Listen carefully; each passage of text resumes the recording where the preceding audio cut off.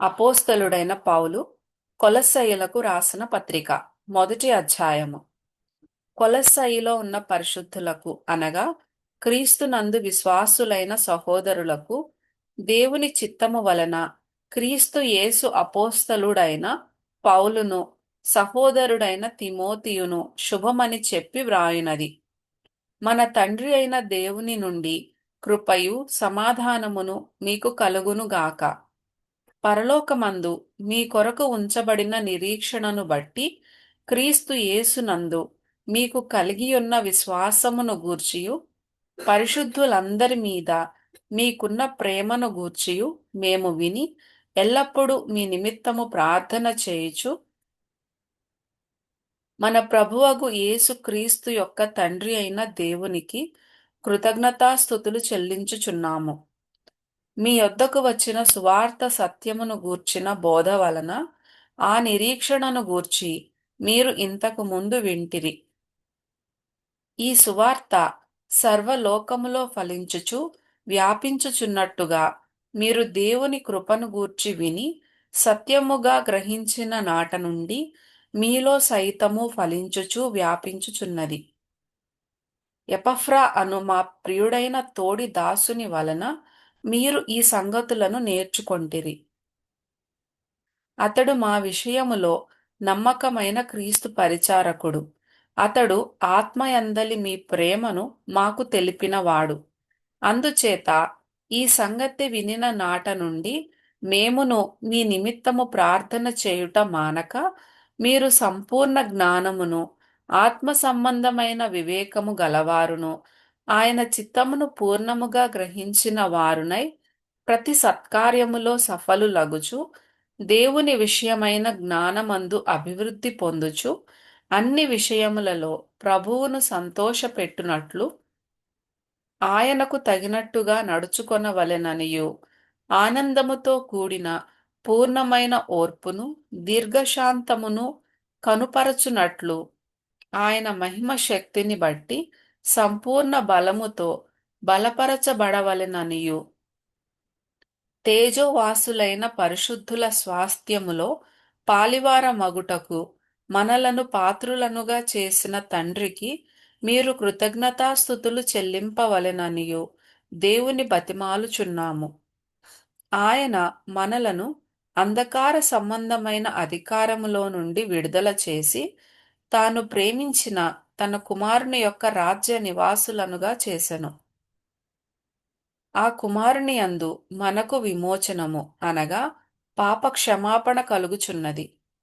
ఆయన అదృశ్య దేవుని స్వరూపి అయి సర్వ సృష్టికి ఆది సంభూతుడై ఉన్నాడు. ఏలయనగా ఆకాశమందున్నవియు భూమియందున్నవియు దృశ్యమైనవి గాని అదృశ్యమైనవి గాని అవి సింహాసనములైనను ప్రభుత్వములైనను ప్రధానులైనను అధికారములైనను సర్వమును ఆయన యందు సృజింపబడెను. సర్వమును ఆయన ద్వారాను ఆయనను బట్టియు సృజింపబడెను. ఆయన అన్నిటికంటే ముందుగా ఉన్నవాడు. ఆయనే సమస్తమునకు ఆధారభూతుడు. సంఘము అను శరీరమునకు ఆయనే శిరస్సు.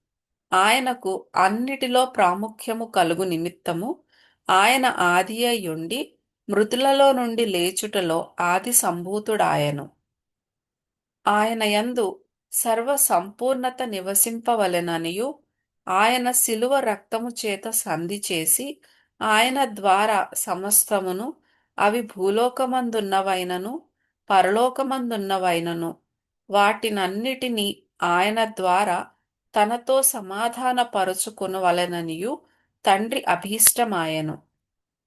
మరియు గతకాలమందు దేవునికి దూరస్థులును మీ దుష్క్రియల వలన మీ మనస్సులో విరోధ భావము గలవారునయుండిన మిమ్మును కూడా తన సన్నిధిని పరిశుద్ధులుగాను నిర్దోషులుగాను నిరపరాధులుగాను నిలువబెట్టుటకు ఆయన మాంసయుక్తమైన దేహమందు మరణము వలన ఇప్పుడు మిమ్మును సమాధానపరచెను.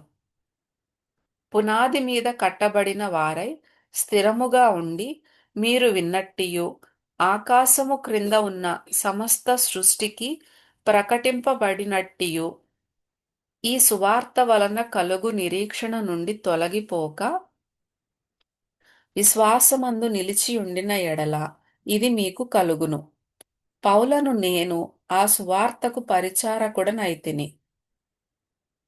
ఇప్పుడు మీ కొరకు నేను అనుభవించుచున్న శ్రమలయందు సంతోషించుచు సంఘము అను ఆయన శరీరము కొరకు క్రీస్తు పడిన పాట్లలో కొదువైన వాటి యందు నా వంతు నా శరీరమందు సంపూర్ణము చేయుచున్నాను.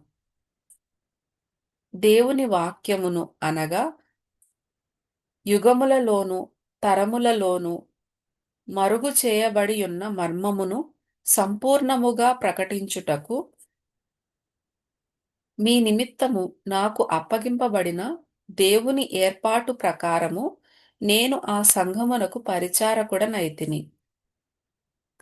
అన్యజనులలో ఈ మర్మము యొక్క మహిమైశ్వర్యము ఎట్టిదో అది అనగా మీ అందున్న క్రీస్తు మహిమ నిరీక్షణయై ఉన్నాడను సంగతిని దేవుడు తన పరిశుద్ధులకు తెలియపరచగోరి ఇప్పుడు ఆ మర్మమును వారికి బయలుపరచెను. ప్రతి మనుష్యుని క్రీస్తునందు సంపూర్ణునిగా చేసి ఆయన ఎదుట నిలువబెట్టవలెనని సమస్త విధములైన జ్ఞానముతో మేము ప్రతి మనుష్యునికి బుద్ధి చెప్పుచు ప్రతి మనుష్యునికి బోధించుచు ఆయనను ప్రకటించుచున్నాము. అందు నిమిత్తము నాలో బలముగా కార్యసిద్ధి కలుగజేయు ఆయన క్రియాశక్తిని బట్టి నేను పోరాడుచు ప్రయాసపడుచున్నాను.